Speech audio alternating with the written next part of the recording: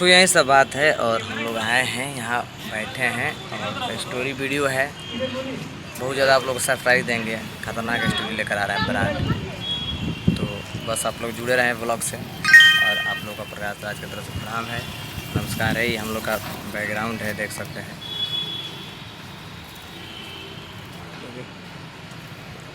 ये है कैमरामैन है, सब लोग हैं यहाँ पे, कोई दिक्कत नहीं है।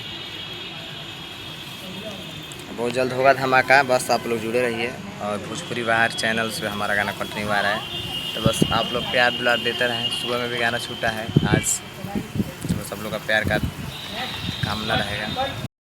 नमस्ते, प्रणाम, कैसे आप सब। आज आप लोग को बताएं कि शूट चल रहा है, अच्छा सा वीडियो का दिखाते हैं आप लोग को। यह है लोकेशन, देखिए यहाँ बैठी है।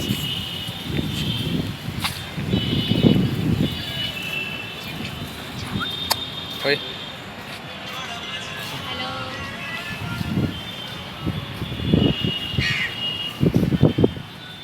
तो बस आज का ब्लॉग यही है, शूटिंग चल रहा है और बहुत जल्द एक स्टोरी वीडियो आएगा हमारा।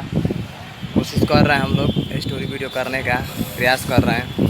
बहुत ब्रांड होगा, लगभग डायरेक्ट सरप्राइज रहेगा आप लोग के बीच, कुछ नहीं बताया जाएगा, डायरेक्ट वीडियो आएगा। तो बस आप लोग जुड़े रहें चैनल से और ब्लॉग चैनल को शेयर करें।